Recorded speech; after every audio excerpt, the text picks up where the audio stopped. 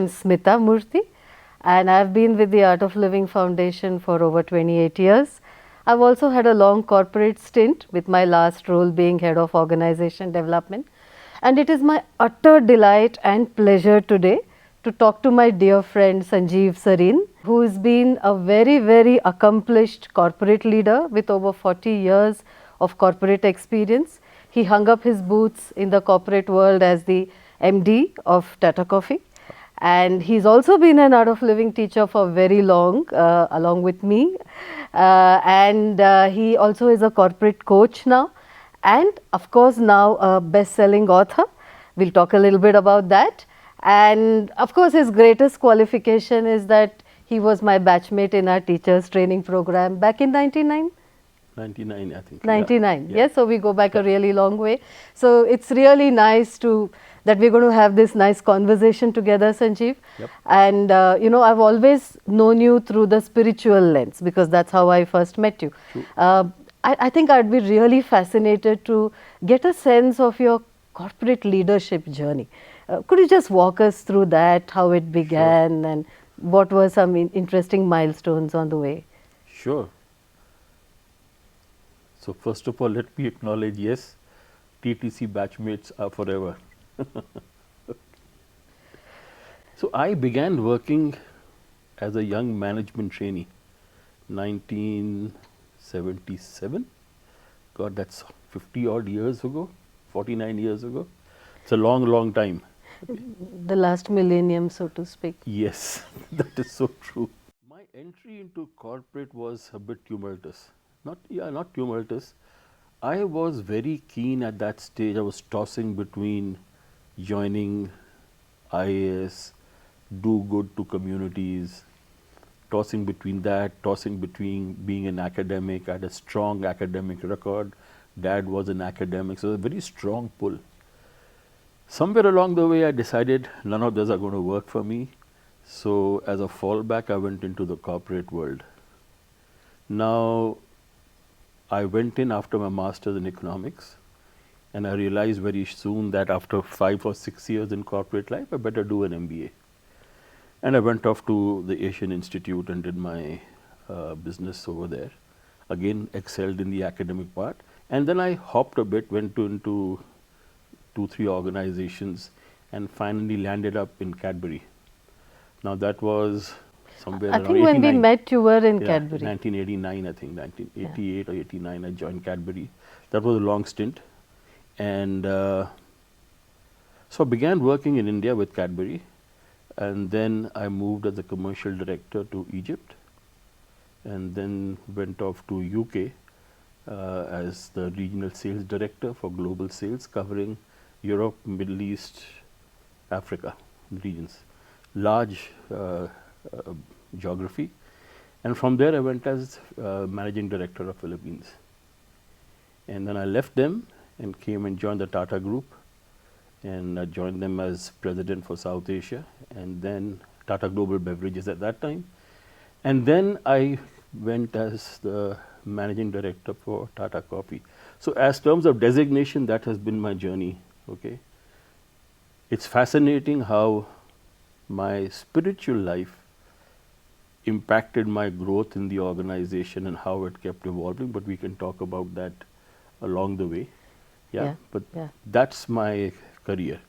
Very happy, very accomplished, and part of the reason to write the book was to say there's something behind which everybody needs to know. I was very caught by what you began with, that you were considering the Indian administrative services, and then you said, no, that's not for me, and then you considered academia. So tell us a little more about that. And so academia was pretty clear, actually, because I got influenced. My dad was teaching in the Staff College in Hyderabad, which is a business school for executives. So I was living in a community which had all academicians over there, heavily influenced by that. And then I went to Masters in Econometrics, did exceedingly well, came out with a gold medal over there, and my professors were shocked when I said I'm not going to do it, because you have certain impressions at young age. My belief was that if I wanted to be financially secure, I need to be outside the country in academics. I didn't want to be outside the country, so that ruled out getting into the academia. Can you imagine? My professors were Lakrawala, Professor who was the Planning Commission Deputy Commissioner. There was Brahmanand Reddy, who was the guru of monetary economics. So it just felt I was like an umbilical cord was getting cut. IAS was, I've had this bug inside me of doing good to communities. I just somehow felt, again, limited knowledge. To me, the district magistrate was the ultimate, because that's where you can impact communities. And beyond that, I did not think it was a big thing. In hindsight, maybe I was wrong. And when I talked to IAS guys, Sanjiv said, they tell you your real work starts much later when you're impacting the country. But because of that, I moved out of it and I came into the corporate life. Could you also share with us some other things from your leadership journey where you felt you made a difference, something that brought you some sense of fulfillment, achievement? Might have been something very difficult to begin with. Sure. And Sure. No, I see my journey post getting into the art of living in 3 phases. The initial one was the high of doing the Kriya, the feeling of calmness that was coming inside me and getting into that space, not getting tense. I still remember maybe 5 or 6 years down the road, 5 years, significantly less tense, and I was heading sales. One day the HR director comes to me and says, Sanjiv, you might be peaceful. Can you at least ruffle your hair to say that you are tense? Okay. So that was one phase. Then I became a teacher, and the feeling that you can be an instrument for people to unburden, to lighten up, get de-stress was fantastic. And that happened across continents, because I began teaching in India, went off to Cairo, went off to London, and went off to Philippines. And I faced the issues, Muslim country, Catholic country, but the impact was huge. And you could feel a sense of, I won't say humble, or feeling of gratitude that you are enabling people to find themselves. There was a third phase when I came back, and then 26/11 happened, and I suddenly found myself deep into introspection and applying all that into my own career and my life. how did you land up finding an enlightened master for yourself? These questions are getting more and more complex. I have grown up as a child who was away from religious situations and all that. It was never a big thing at home. My dad would pray and all that used to happen. I had a very awkward moment in my life where I went into a very large temple, and I'm not going to name them, where I went in with a purse full, I came out with an empty purse. Okay, and along the way it was all cleared. So I refused to go into temples. I think I've mentioned that in the book also. But strangely, Smita, what was happening was I was avoiding all these large ones, but I would go to the smaller places and sit down for peace, because I just liked the environment that was happening. So obviously there was something behind which was there. I was in Xavier's, Bombay, in the hostel, and once in a month or 2 months, 2-3 of us would just go to the Gurudwara and sit down and listen to the kirtans. Now, I can't imagine a guy in Xavier's, which is... I've been to Xavier's, you don't need to say more. I mean, if there was a place that could shock very hardened Mumbaikars, Yeah. Xavier's is the it. one. Yeah. So I shocked the Xavierites by going to the Gurdwara for listening to bhajans. Okay, For that. I can see that would be quite the odd man out. So there was that something was there to just driving the peace, the need for the quiet and the solitude inside me. It was creeping in somewhere or the other. If we have time, there was within the family itself, there was my sister, who I think was pretty much sowed the seeds of that. She was intellectually disabled, okay, and there was a time it was very awkward for me as a child to be able to equate with her and the way people saw her. But then I began realizing she is a pure bundle of love. You give love, you get love. Don't give love, who are you, who am I? Very clear, transparent. She lived in the moment. She didn't have the capability to think for the future, and the past had no value to her. I learned this lesson when I was 40 plus after doing the basic course. Was she younger? Or She was younger, 5 years younger to me. Okay, so there was so much intense, the need of patience, because she would not be able to express herself, but you still had to understand what she was saying. So visual clues, understanding what she was doing. So it taught me patience. It taught me to be pure listener, and not only with the ears, with the eyes, everything. So it was all leading me into this kind of a speech, which when I began getting into AOL was what she was able to inculcate in me. How did AOL happen? That's another story, because I had a severe injury in one of those water slides and all that. And my wife, Vandana, had lost her father when she was 11. And suddenly when this happened, it stoked all kind of fears of life being ephemeral, can't control what. So she was searching. She was searching, and therefore somebody recommending Art of Living. Now the question came to me that I said, okay, I should go with her as a husband who is partnering her, okay, unconditionally wants to be with her. But I have always asked this question of myself. She went through multiple programs. Why did I go to Art of Living and not anywhere else? I don't have an answer. So sometimes it is destined, and I believe things happen for a reason. And I got into Art of Living. That's another story, how the conversion changes, all those happened, how a non-believer, when I went for tell us some interesting vignettes from there. No, I couldn't, I couldn't imagine that here I was, who was completely away from all this. There was a time that I began coming in and saying, how can I accept a human being as my guru? I had major conflict inside. How can I do that? Okay, and then you start realizing, that's when the introspection starts coming in, Smita. You see, okay, they're a teacher. Teacher is a guru? Yes. Parents, are they guru? Yes. You look at the best athletes, do they have coaches? Yes. So what is this problem about accepting a person who can simplify your life and say he is the guru? Now when I'm speaking to you, it sounds very obvious and simple. But when you're going through that process and that phase, it's like a bonk on your head and saying, my God. It's like a bell which is ringing and saying, this is what it is. And gradually, he just overtook me and brought me to where I was.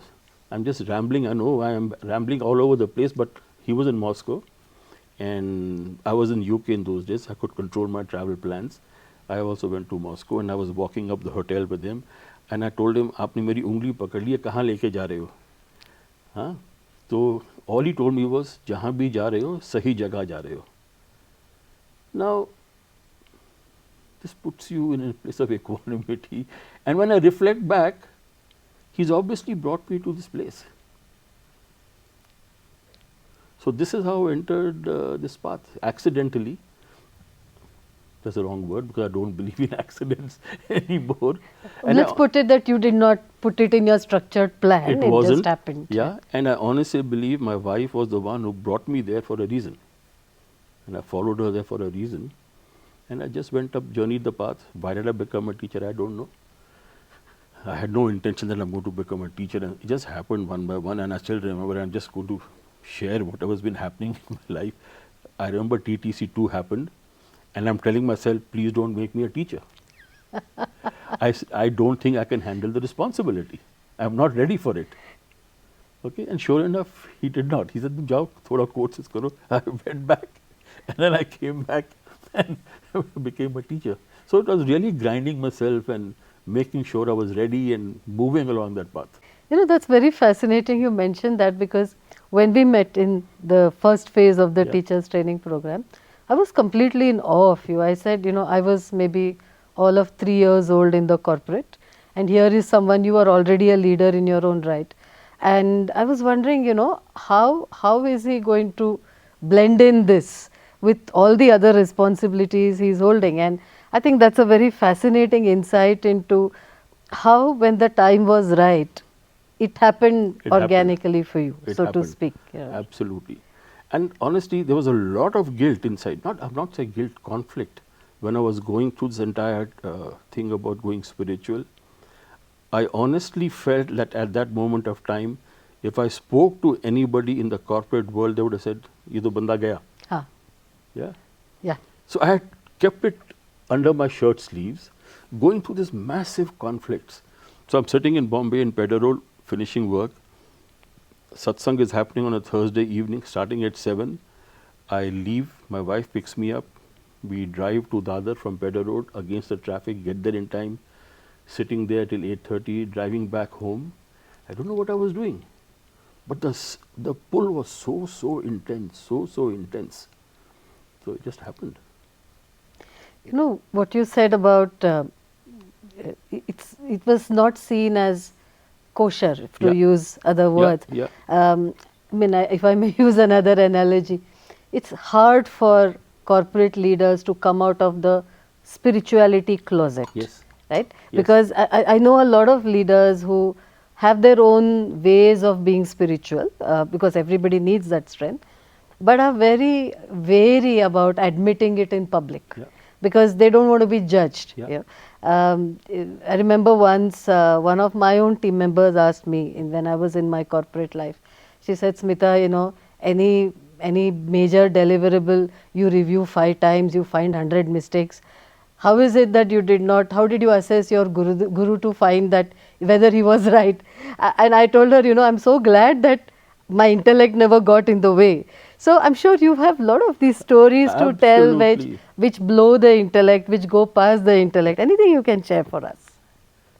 Too specific. I had just come back from TTC 1, I think. I was in Bombay, and I was a very rational human, very left brain. Uh, Vinod Menon called me up. Gurudev is in Hyderabad. Why don't you go and meet him? I'm telling him, I'm in Bombay. How will I ever get there? I'm not going. Saturday morning, 5 o'clock, I get up. I tell my wife, I'm flying to Hyderabad. Now, it can't be more spontaneous than that. I pick up a handbag and I flew to Hyderabad. And I met him. Felt very happy in life. Okay. That is sheer spontaneity. Yeah. if you can call Absolutely. it that. That beats all logic, It right? beats all logic. I want to touch on a very specific incident. I know you've spoken about it a number of times, but I think it still is worth asking you this question. 26/11. Because for many it could have been a completely life altering circumstance to not know whether one is going to survive the night.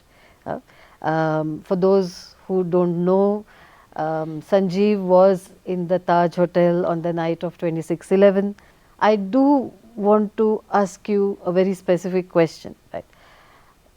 First, of course, just if you can just let us just describe the sequence of events, but then also share with us what did your internal dialogue look like? Because now, in retrospect, it's a very neat story to tell what you did, but what's happening for you? What thoughts kept coming? What emotions kept coming? How did you manage your mind in that situation? You should ask that to my wife. She has a different take Okay. on what I went through. So, at that moment of time, I was traveling 3-4 times to Bombay. I was in Bangalore. My work took me to Bombay regularly, and I would be at the Taj. So, if anything had to happen in the Taj, I was a sitting duck for it, and it happened. I was a sitting duck So for probability caught up. was Okay. very high, very high. So around, I was watching some India, some Australia final, and all these shots began coming in. I thought first some marriage is happening and all that, but it sounded like firecrackers. It didn't sound like dogs were barking. All that was happening. I called up the reception. No, I called up. Phones were shut.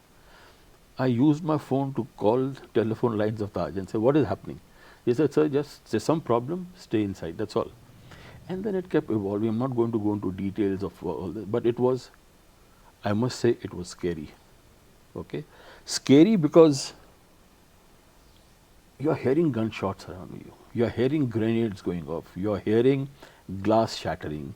You're seeing your room swing like a jhula with the blasts. The Okay, shock of the literally blast. shaking. Yeah. And you're hearing things falling on the main road outside. And you can see flames also. You can see flames. You're hearing all that happening. All that is happening. And can you imagine that's the only time Airtel signals were not scrambled. So I was getting phone calls from my wife and kids and all that. This is, be watchful. Now, the state of calmness. It was happening outside. I could do nothing about it. I tell my wife I'm going to sleep.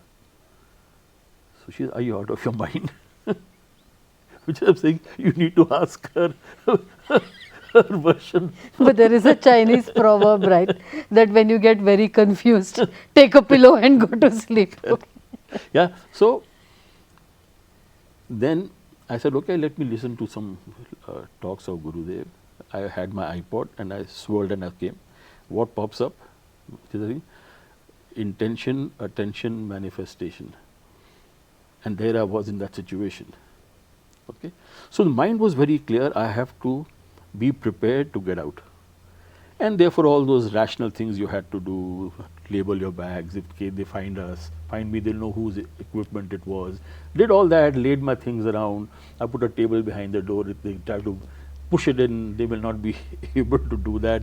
My kids told me, please put some wet towels below the door, so smoke was billowing in. And then there was a moment where I had to just sit behind the bed and say, okay, I will wait. Either the smoke will get me, or the terrorists will get me, or I will be rescued. I can do nothing more. I had done whatever I could. So that was the internal dialogue. I need to get out. Have I done everything which I need to do? I have. Now I have to just wait and watch. Now going one step further onto the state of calmness, next morning, the fire brigade was coming in, cracking up windows and getting people out, all that was happening. So they came up to my window and I'm standing saying, I'm fine, please go and help people upstairs. Okay. Now, when I reflect back, as a rational human being, I would have said, listen, I want to get out.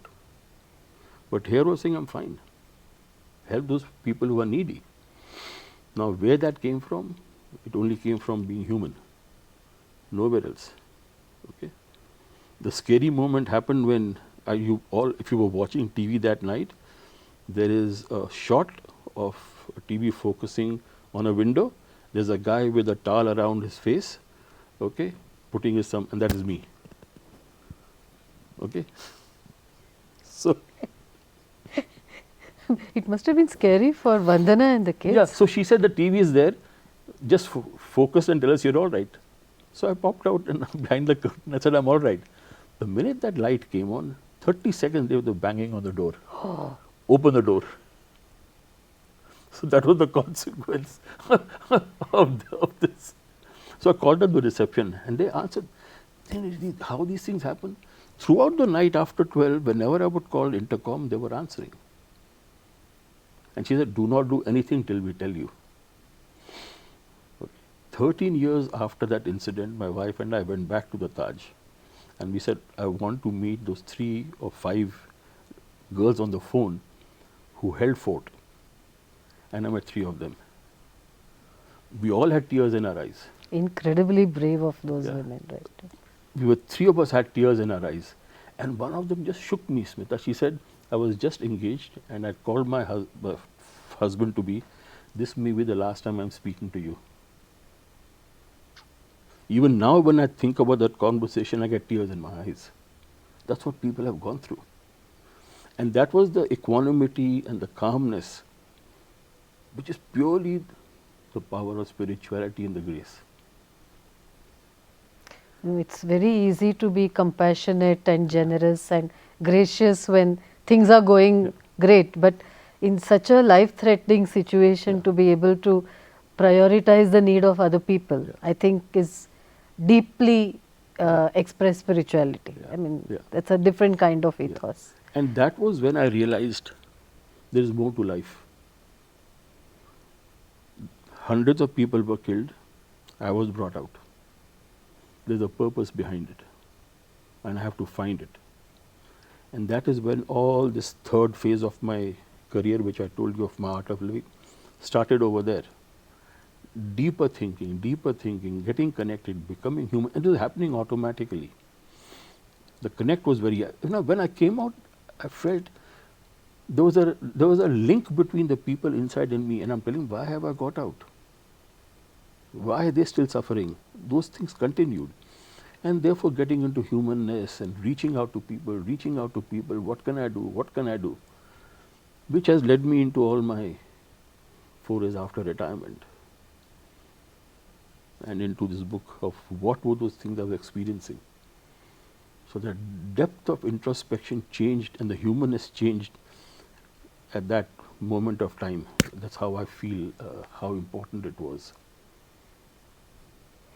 Well, I think we are grateful that you were able to come out, and I think whether we were there or not, each of us does feel some connection to the others there, and really hope that their families came through out of that. True.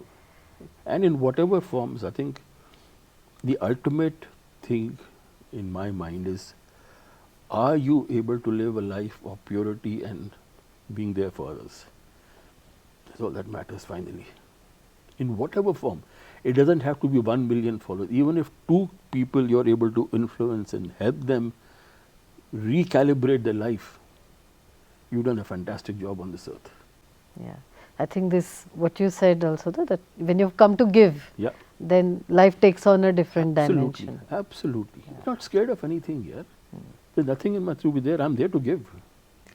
Any stories, which can be coincidence or not coincidence, but things that make us wonder, there is something bigger out there which is not always visible. Any stories like that?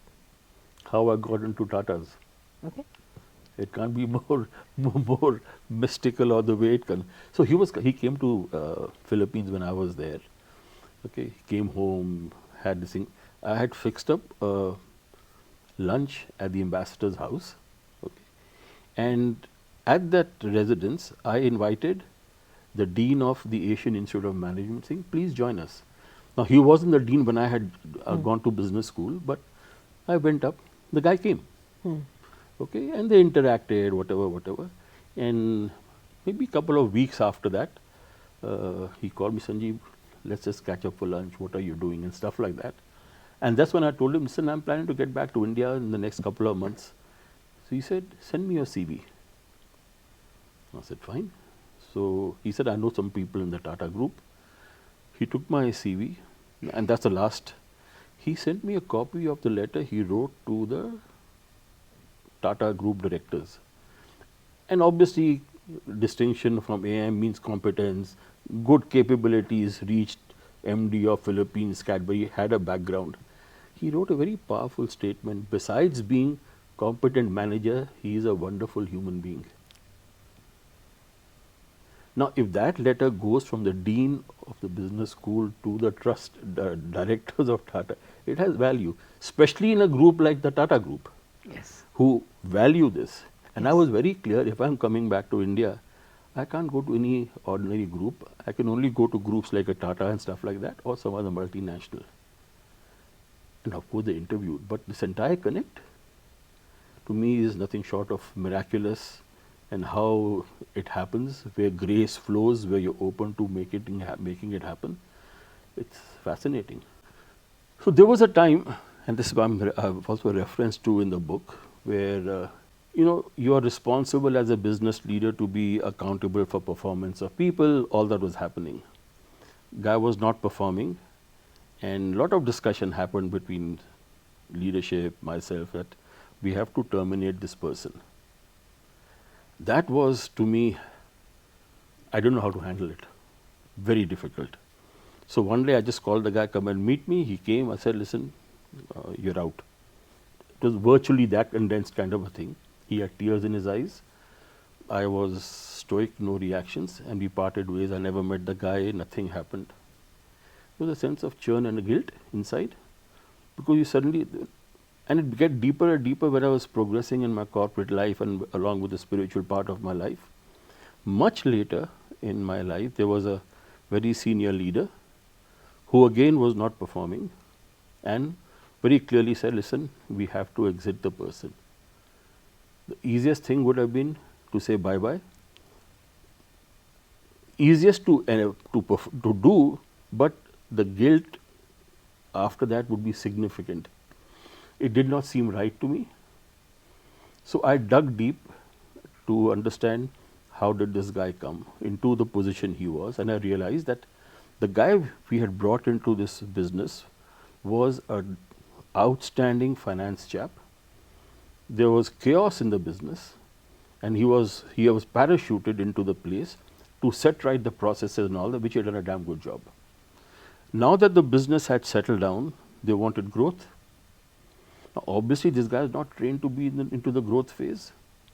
So, is the problem his or ours? Okay, obviously, we haven't invested in him to change his profile.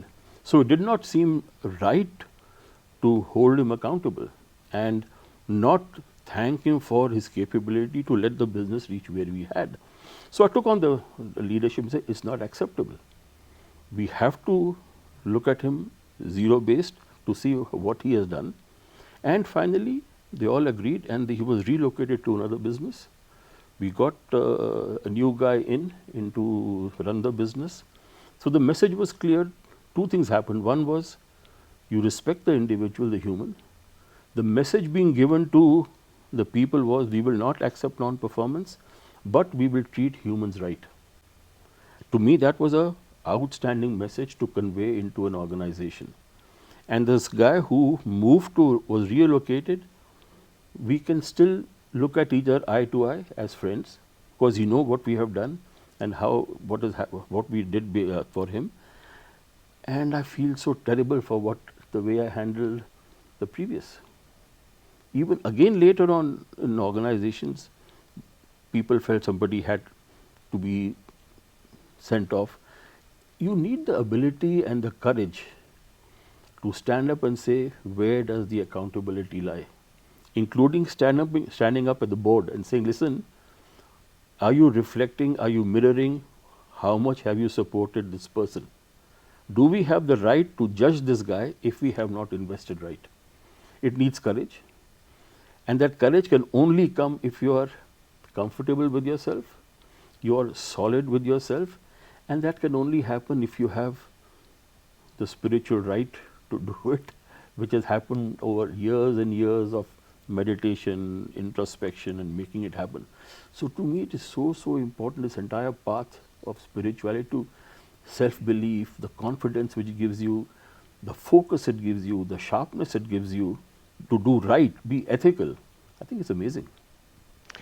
That's a great story, because what I'm taking away from it is there was a point where, I mean, you unwillingly did it, what had to be done, because Yes. somebody up there said so. Yes. And from there you shifted to asking the fundamental questions. Yes. That is this the right thing to do? Yes. And this courage of conviction, Yes. among other things, Yeah. is what you feel is one of the biggest outcomes of the whole spiritual journey Yeah. that you've been on. Yeah. I think each person's spiritual journey is so personal and Absolutely. unique, Yeah. and we can keep talking about this for a long time. But what I want to little bit shift into is I want to look at the Sangam, the union of your spiritual and your corporate personas, so to speak. I know we compartmentalize it, it's actually the same thing, but how did you see them playing together?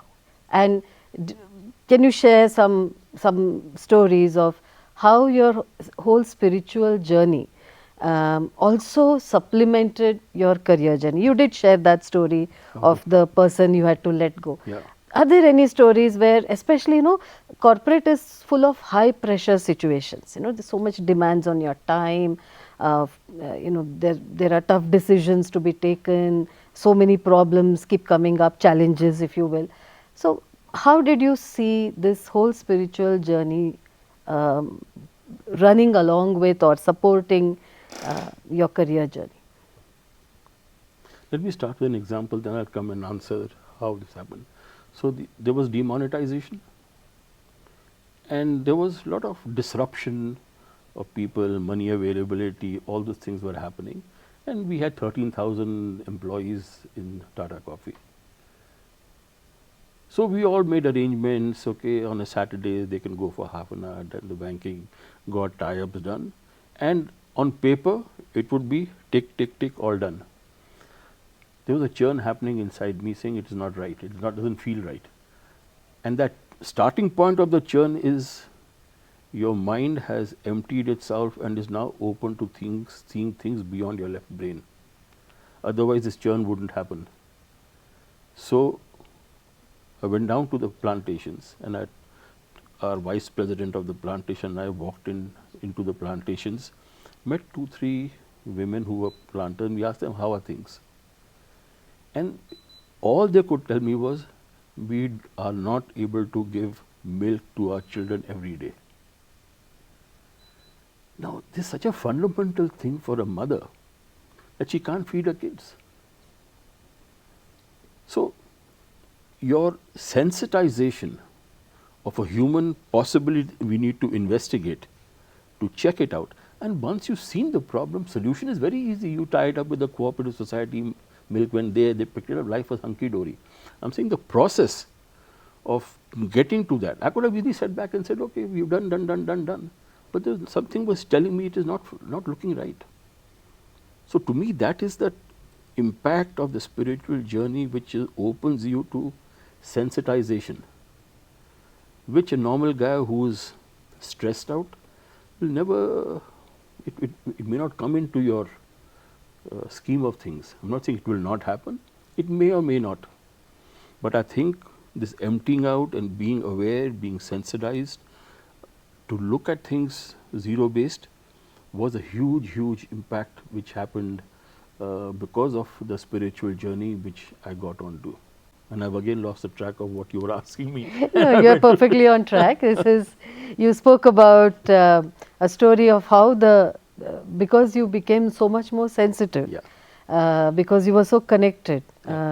You did not just leave it at a Yeah. checklist, and you decided to really get into it. So I think that's yeah. And believe it or not, Smita, my children came and said, Dad, you're becoming more human. Now, it can't be a more mirrored feedback, okay, from kids who can be completely, blatantly transparent to you. Well, I think Salman Khan has already copyrighted being Correct. human. Correct. Otherwise, we could have taken that up, right? Correct. Yes.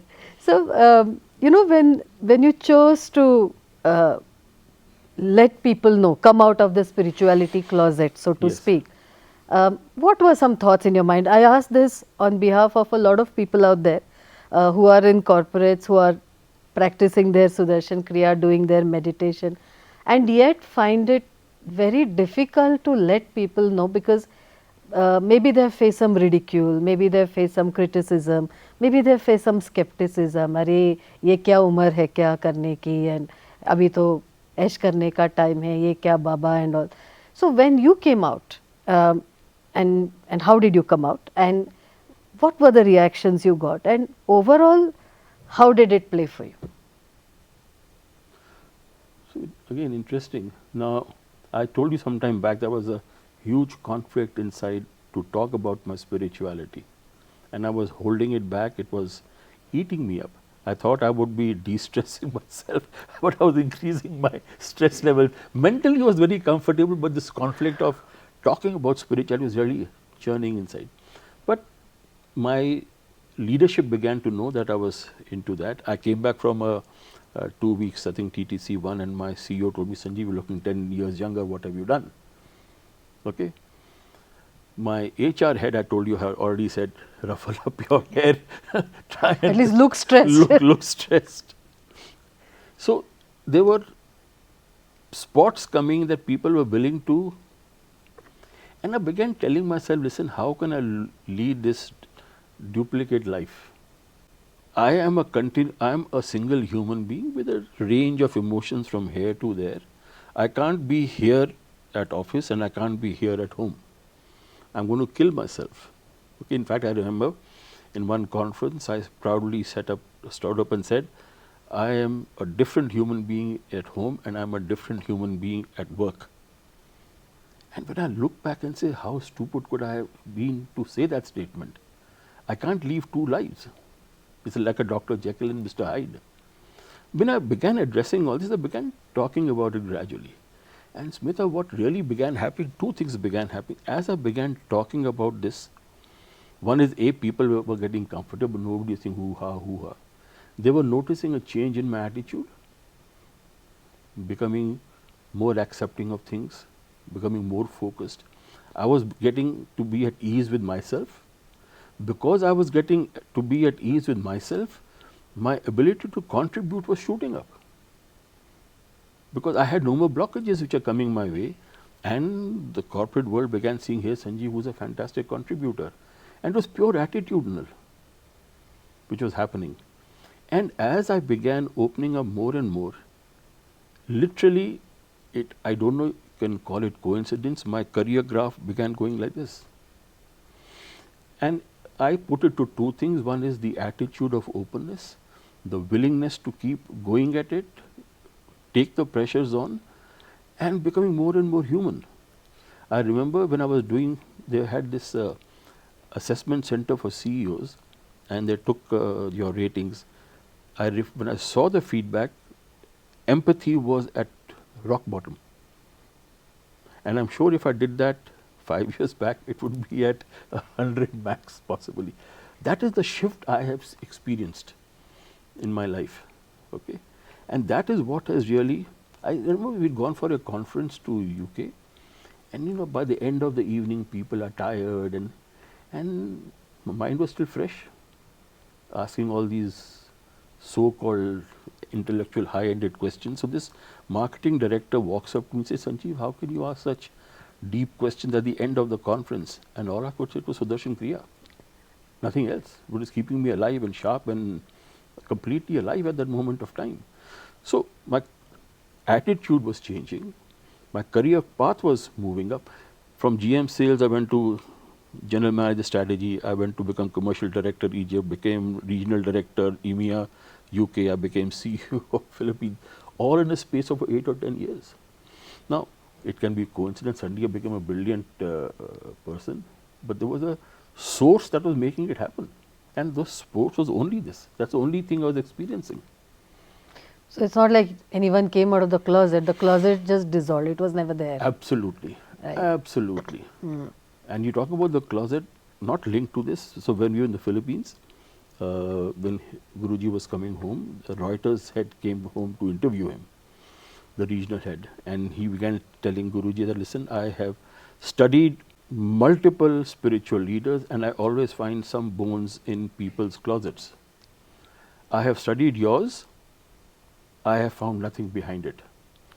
And his answer blew my mind. And what he told him was, अगर हम दुनिया में देने लिए आए हैं तो हमको क्या घबराना. Now these kind of things are just stuck in my mind, Smita. Okay. That purity of thought, and it reflects in your actions. So all this is how it's impacted my path. And people have been saying, oh, we feel the change, we feel the change. I think what I'm taking away is, as long as you're authentic to the purpose Yes. and purity of that intention, I think the more honest you are about who you are, what you believe in, what drives you, one shouldn't feel inhibited to Correct. talk about one's spiritual journey. Correct. Right? Correct. And the other issue is, I think many times people have segregated spirituality from the so-called material existence. Yes. which is absolutely not true. I mean, if you really simplify spirituality, it comes down to being ethical, Sure. human values, which Sure. you've been saying again and again. Sure. So, and what is the shame in admitting that I Sure. have great human values, Sure, sure. right? So, Even money. There was a time I used to feel conflict. Money is not good. Till I began listening to Guruji, and what he virtually every thing in this book is emanating from his words. I've either heard him or spent time with him or read. Okay, and that is what is churned and come into this. So, when he talks about money, he says, money per se is not bad. Stagnant money is bad. It's like a dead sea versus the flowing Ganga. अगर आप अपना पैसा रोकोगे अपने पास, don't use it for the good of humanity, it will become like the Dead Sea. Humanity will die. But if it's flowing, you are going to cultivate life. So all this is fine. It is your own approach to life which you need to sort out. It's all in the mind, it's all in your hand. And you have created those blocks, only you can unlock those blocks. So you have to introspect. It's not just listening, it is listening, understanding, bringing it inside, walking the path. That is when it becomes a self-fulfilling cycle. And every incident which I have now put into this book is my own realizations of historical, how I've cleansed myself from my own thoughts, and where these deep changes I have been able to implement in my corporate life. this, I think, the courage to honestly look within, Yeah. and the willingness to make some shifts, to let go of things that are blocking you, Yeah. to accept what is really in front of you, Yeah. and just listening to this little window we had into your growing up years. And I can see that the compassion you started developing with your sister, your visits to smaller temples for peace. I think it's all been adding up, and it was not that spirituality suddenly emerged in your life. Sure. It was always there as got a sparked. and then it's just It more. just got sparked. Yeah. Absolutely. So people have asked me, how do you, like somebody asked you, how do you know the right guru? It is when you listen to stories that there are no skeletons inside.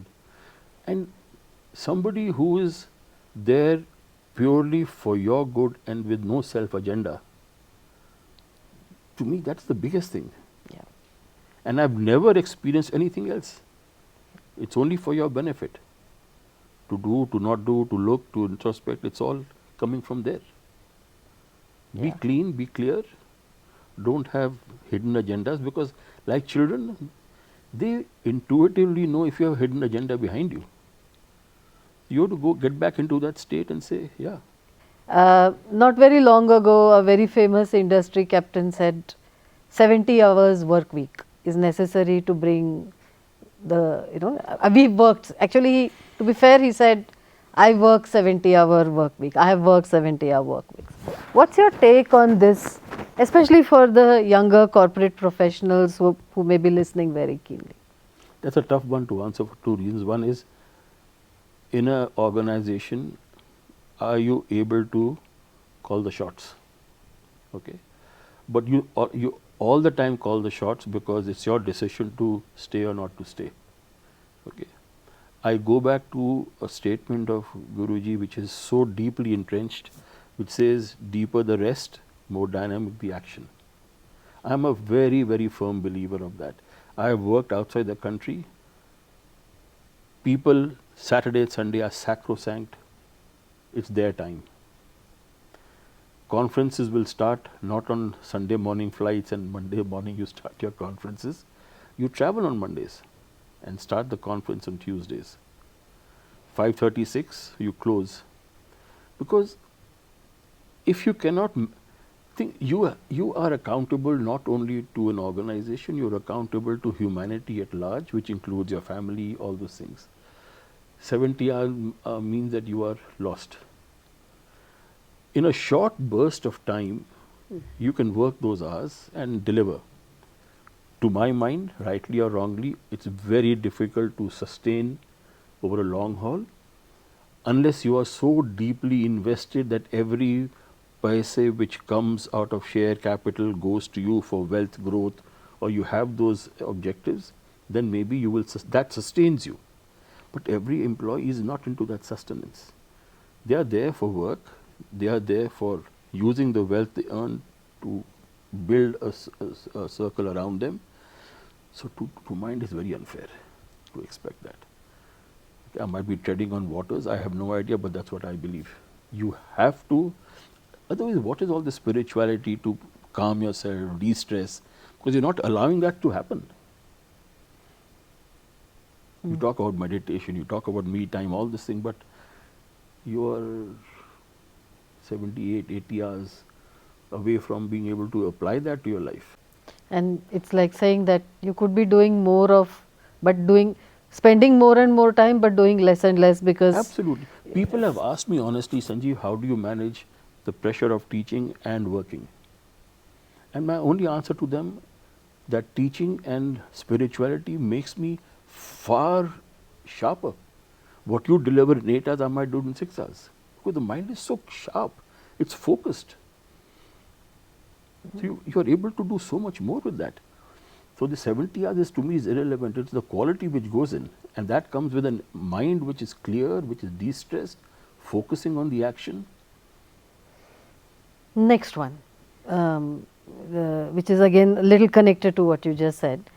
With the advent of AI, and we are seeing a lot of layoffs now and more upcoming. Even organizations that did not lay off people in the past, including TCS, have laid off people. So, what's your advice for people who are young in the industry, who may be a little anxious right now about their future? What can you tell them to uplift them? I can only say many years ago, the slide rule came in. So from mental calculation, you moved to that. From that, you came to a calculator, life changed. Okay, from that, those word processors came in, and then the computers came. I remember when computerization first came in, there was revolt in the banks. We are all going to lose jobs. What has happened? Yes, there will be a retooling, retraining requirement. Fortunately to me, I think the new generation which is coming in is growing up in this environment. Yes, it is stressful, but it is more stressful for a person of my age and experience, because I don't know that end. So I see more tension. But these kids have grown up in that. So they know how to use it and how to apply it. Like my grandkid, he uses the laptop and like he's born with it. I am still scared at times that if I do something, it will crash. Okay. So one is they have grown into this environment. Secondly, it's a reality. Okay. And the faster you embrace the reality, the better you're going to do to survive it. And if you honestly believe that the role which you are doing is going to move away from organizations, which I think will happen, there will be reskilling. There will be creativity which is going to be in high demand. The routine may go. So it's accepting that. I know it's difficult, especially for the people who are doing routine jobs and that which could go under threat. There is going to be reskilling required, which is a corporate, government, individual responsibility. But then somewhere you have to take ownership. I'll give you another example. A simple example, we have this guy near our house who sells eggs, and he was making chicken biryani and taking the truck out at lunchtime and selling it. He then Monday tells me, sir, I think the demand for my biryani is going down. I don't know why. Then I went to about a month back and said, you shut that biryani. He said, sir, I've given back my truck. I've stopped that business. Sir, what are you doing? He said, I'm going to go to granite trading. Now, so wherever a door is closing, you reskill yourself and keep yourself open to find alternates. So what are the alternates to this? I have no idea, honestly. But there are alternates which you have to find. And last question on this is, if there were 3 things that you feel the Gen Z and now maybe even Gen Alpha coming into the workforce, what are the top 3 things which you feel cut across generations, if they can just cultivate these top 3 things, they will stand them in good stead in any kind of situations. I think you have to be ethical.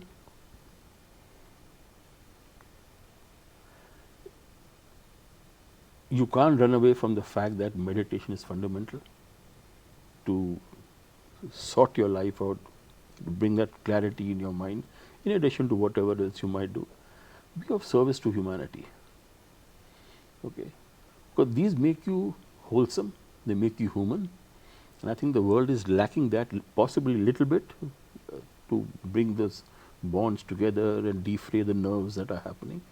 And lastly, I think it's for success in anything, your head, heart, and hand have to align, because the intellect, the passion, and the intellect and execution have to work in synchronicity. Otherwise, it will be stress, it will be frustrating. The question is going to be asked, how do you align that? It is your own mind. Ultimately, it's all mind, mind, mind. Thus far, from what I see it there, everything you are making it happen, you can unmake it. So you just have to do this. You know, you mentioned in that when you came out of the Taj unscathed, and you had this question, why was I saved? And you said that it made you question what is your bigger purpose. And you've also mentioned to be of use to people and serve people. But is there anything that has emerged for you over the years as a bigger purpose? No, my single biggest purpose is to be there for people at the moment. I don't know what lies ahead further down, but at the moment, this is where I am. And along with the spiritual and this searching, we did a peer-to-peer coaching when I was doing my training. And one of the questions I asked in that framing was, what do I do? And honestly, from there, 3-4 things have emerged. And all of them are linked to being there for others. One is, like I mentioned, the family foundation, which is to help people, women, empowerment, all those areas. Leadership coach to people is business. Leadership coaching to me is to help people unwind, unshackle their brains, because I honestly believe if the top is free and open, culture spreads. And I want to spread that goodness into the organization. So that is my purpose of the coaching. Thirdly is to see what more can I do in through Gurudev in terms of teaching, or now my gift is the book that I have put together, which has gone to 3 Lit Fest and stuff like that. So these are the kind of things which are driving me right now, Smita. The overarching thing of being there for people. I love the title of your book, you know, the other side of the mountain. This one? Yes, absolutely, that one. And it's a delightful read. So it's so light, and it feels very light when you're reading it. But then when you sit back, you realize that you've taken away something really deep and soul touching. And yeah, it's a great window into your thought process and what drives you. So the title really got me thinking, the other side of the mountain, and I was just wondering which would be the mountain for me and which would I be looking over. But tell us more about that. You know, how did you pick this title for your book? You know, it's interesting, when I began writing, somehow this title was kind of, it just came into me, and it never changed right through the process of writing the book. And there's a very clear thought process behind why this title came in. Normal life is you struggle, you work 9 to 9 or whatever, and you climb because you want to get to the peak, you want to be who you are. When I got into the spiritual part of my life, I began realizing there's an alternate life, okay, which is beautiful, which is fabulous. And the interesting part was, it was not interfering in my corporate life, it was really supporting it. And when you take this path, life you're achieving in the corporate world, but it is transforming itself into a beautiful space. Okay. Now, that was a prime reason for calling it the other side of the mountain. And if you give me a minute, there are 2-3 people who have quoted this in their own, and let me share what it meant to them. Sure. So one is in the foreword, it's okay here. The other side of the mountain is a remarkable memoir about a life that climbed one side of the corporate mountain only to find, by looping around to the other side, a path to fulfillment and deep purpose. That is what is meant to one of the people who who's endorsed the book. Let me read what Hari says in his foreword. In this lovely book, Sanjiv invites us to climb the mountain with him and view the other side. It is a beautiful and a therapeutic view because the green valley that he shows us can rejuvenate us and bring great calm and joy into our lives. So this is how people have interpreted this thing, very similar to how I had conceived the title of the book. It's so interesting that this title has so much depth in it, that it allows itself to be viewed through so many different perspectives. For example, I was also wondering, when you climb and get to the other side of one mountain, do people find other mountains to climb? Okay, I got this, now the next one, or are there mountains like the Mount Everest where they're truly aspirational, but really people don't want to put some effort into really climbing them. It's nice to watch on some Discovery Channel or something. So what do you think are this your view of it? Do you see other aspects or other views to the same way, or have you heard people interpret it in other ways than what you just read it out? I haven't heard people interpret it in other ways, but you mentioned like Everest is a peak. That doesn't mean it ends with the peak. Okay. At this moment of my life, like I mentioned in my epilogue, I don't see mountains around me at the moment. I don't know what will happen. And even if you've climbed Mount Everest, that is at a particular moment of time. It doesn't mean that the Nilgiris are anything different 5 years down the road. Because it might mean something else which has come up to your mind, and it doesn't have to be peaks. It could be anything which you're addressing, and how can you draft and come around and make peace with life. It's a very unique way of looking at it. Really like that. So now that this book is out, and I'm sure it's a labor of love for how many years? It is. So I began tossing around writing. Let me step back. Why did I write this book? Yeah. Okay, then it'll fall into place. So like I mentioned to you, I began with academics and I began with my do good to community, then I came into corporate life. I had these confusions in my mind for a long time in my life. I was doing great stuff intellectually, innovations and all those things, but there was a deep churn inside. There was a conflict inside constantly. Why this, why that ate quite a bit of my inner peace for a long time. I began realizing that, listen, I think I have been through a lot in life, and thanks to the spiritual path, art of living and Guruji, I have been able to climb and get to the other side of the mountain. Something it will be nice if I can share with people. The second reason for getting into writing this book was people see successes of people. You don't see what are the tensions you have gone through behind. Okay, and it's not always success. There are troughs and mountains and peaks and valleys, and therefore it is meant to give hope to people that, listen, if you're down somewhere, there is always another one in a way of getting over there. You have to just follow your path, be open to change and make things happen. So that is the purpose of getting into this book. And just repeat the question before I've gone off on a different track. No, that I think it was a better track than the one I was on.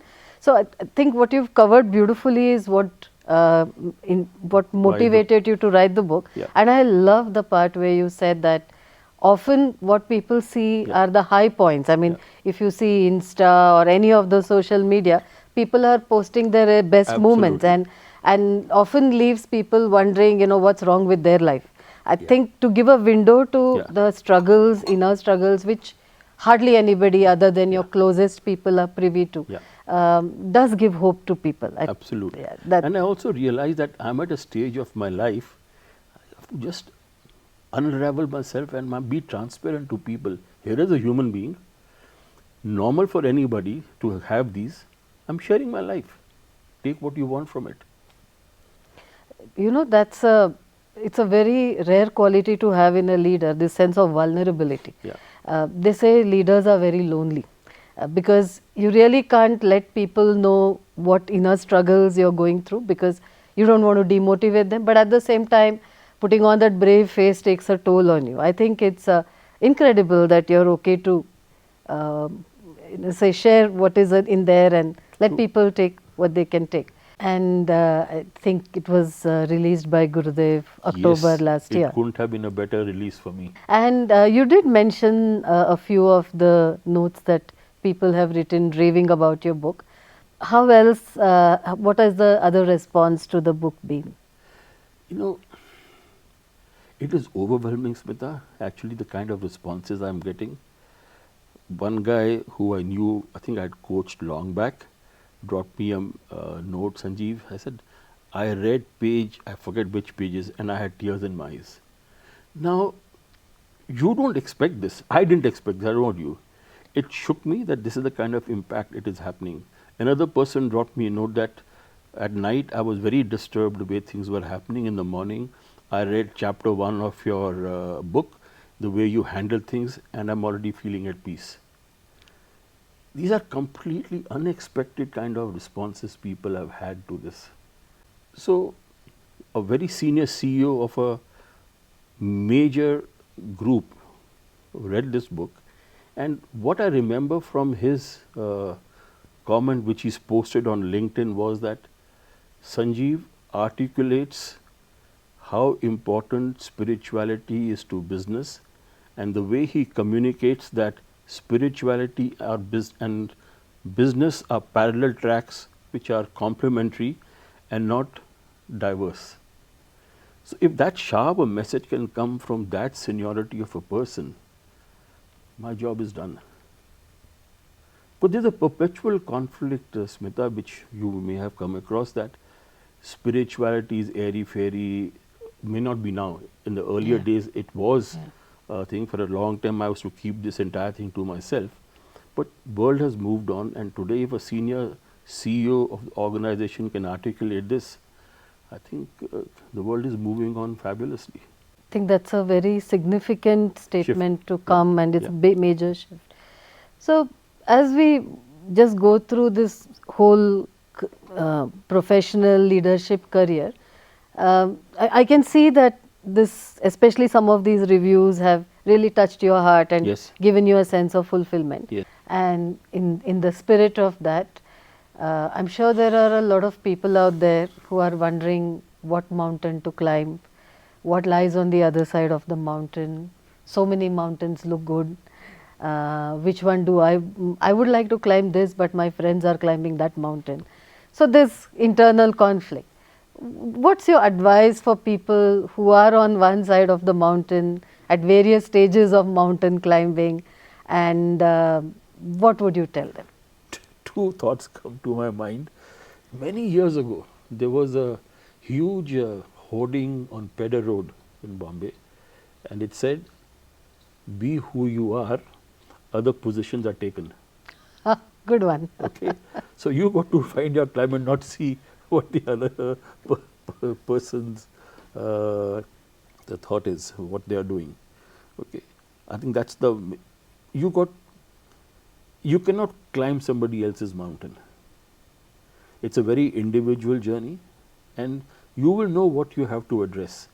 Again, a basic premise of coaching is you at your subconscious know what your concern is.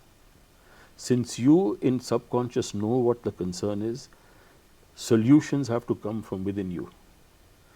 Every other solution which comes, you will say it is yours, and if things goes wrong, it's your problem, not mine. There is no ownership. So you know inside what is happening, and it is just through all this meditation and practice and self introspection you realize what you want to address, and you address it. Nobody else can address it for you. It's a personal journey. You can look for help to guide you, which is where spiritual masters come in, but it's a lonesome journey, but very satisfying. And now, completely shifting gears, there is a surprise. Not many of you would know that Sanjiv, in addition to being a corporate honcho, a corporate coach, a great leader, a best-selling author, and an art of living teacher, is also a very accomplished musician. And we would love for him to just give us a little taste. I'll do that. But there's a thing about the music. I began first learning it just out of college. I learned 2-3 songs. I gave it up. Then back in college days, I picked up a guitar again. You sit in the canteen with friends and all that. Music over the last 7 years has become a music for doing good. And I'll tell you why I'm saying this. There is a foundation, I forget, set up by this legal group which sing for children who are below the line poverty and thalassemic, and then they expanded to cancer. What a fabulous thing they began. They go to cities, get 8-10 CEOs, get a sponsor in the hotel, so it's a good grand hotel. The CEO sing, people come, have a great time, and they collect money. I joined that, and the first time I went on stage was to sing for this group. So that's how my journey of purpose began. Then Tata Coffee runs a school for the challenged in Coorg. My wife and I would go down to the school and we would sing for them. Okay, and the joy on their faces, and we taught them the song Narayana, and to listen to them in their own way sing it or not sing it, but enjoyment on their faces. So to me, power of music is doing good, and of course for your self-satisfaction. Yeah. Yes, but now we are going to feel very Okay, good when we listen to you. Let me do Yes. whatever. Let me pick up my guitar. Your home is in my heart. In my heart, My heart is like an ocean. like an ocean, It'll rock you while you're sleeping while you're sleeping. on a wave of sweet emotion. Sweet devotion, Your home is in my heart. in my heart, My heart is very strong. very strong. When you're feeling lonely, Feeling lonely, it'll carry you along. carry you along. Your home is in my heart. In my heart, My heart is everywhere. everywhere. Wherever you may wander, You may wander, know that I am there. I am there. Home is in my heart. In my heart, My heart is like an ocean. like an ocean, It'll rock you while you're sleeping while you're sleeping. on a wave of sweet devotion. Sweet devotion. Sweet devotion. Lovely. That was really nice. Thank you. Very nice. Well, it was delightful talking to you, So much Sanjiv. similarly for me. And I'm sure there will be some point that will touch people's heart, and Hope so. it could be different points. And because, as you said, you've just put your life out there, you've just shared whatever ups and downs you've gone through, and there is a lot for each one of us to take from that. Hope so. So, thank you so much for spending Pleasure. this time, and Thank you wish so you much. all the very best for making a difference to more people's lives. Thank you so much, and wonderful reconnecting you on this path. Yes. But thank you so much for taking this time. Batchmates are forever. Correct. Absolutely. This is a really wonderful book. I have read it cover to cover. You can also see these nice stickies I've put where I really like some points. What I really liked about it, as he said, is that it's very honest, it's very authentic. It's also very light to read, and you feel you've some of those situations are so real for all of us too. So it's very nice to get somebody else's perspective, somebody who's been so successful in multiple worlds, and it's really a very nice read. And do let us know how you like this conversation. The link for how to get this book will be in the description of this podcast.